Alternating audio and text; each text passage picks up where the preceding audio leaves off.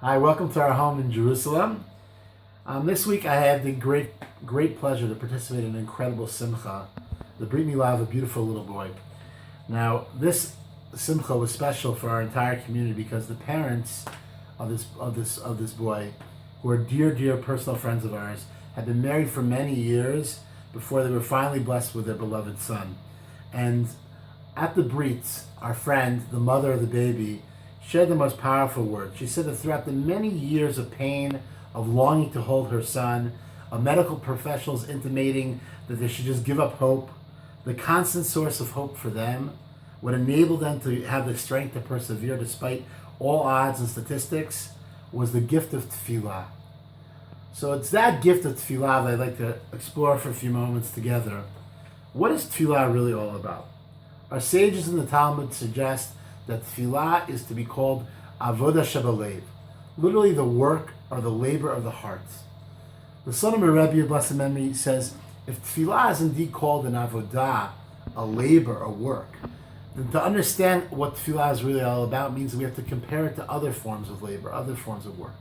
And more specifically, he uses the following parable. He says that just like if we wanted to labor in the field, it's a process, so too Tefillah is a process. He says, if we want to labor in the fields, it begins with tilling the soil.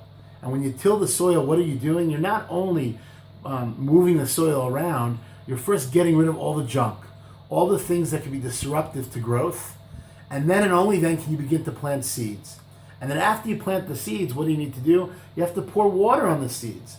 And then and only then, after all that process, do you begin to see growth. You begin to see things blossom and come to fruition. So too, says the son of Rabbi, the process of Tefillah and what Tefillah is really meant to be is very similar. He says, what do we need to do when we approach the idea of Tefillah?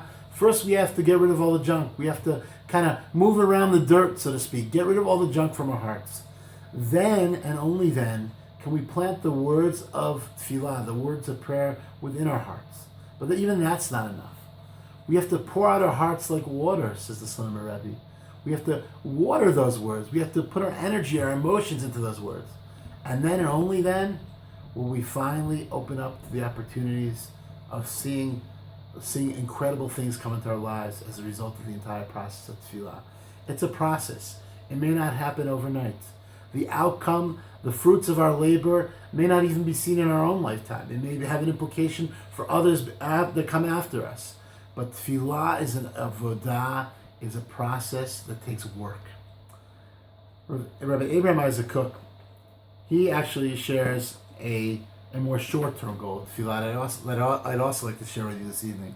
Rabbi Cook says something beautiful, and he says, "Havdil b'mish mipalel u'v'mish eno mipalel." The difference between one who has Tefillah as part of their life and one who doesn't have Tefillah as part of their life. Einenu b'zeh sha'rishon miyached shah b'yom l'tefilato, v'asheni einenu miyached shah zeh l'shem zeh. It's not solely that one sets aside time in their day, every single day, for Tefillah, and the other one doesn't. He says, Yesh kan hedel ikari. Rather, we have an existential difference between these two people.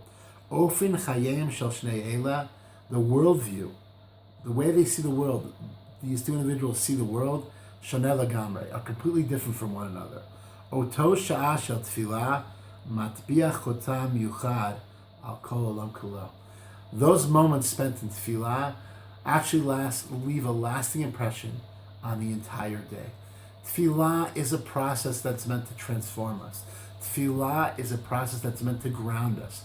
Tefillah is a process that's meant to open up our hearts to all kinds of possibilities, to give us hope, to change our perspective. And if that's what Tefillah is, if we approach Tefillah not as just a robotic task, but rather we approach Tefillah as something that literally can change the world, then incredible blessings should Bezrat Hashem come into our lives. So I just want to leave you with these two heartfelt messages from the son of Rabbi and from Rav Cook. The heartfelt messages about the avodah shebalev, about the work, the labor of our hearts, and Bezrat Hashem, we should be blessed to see all that labor come to fruition in our lives as well. Shabbat Shalom.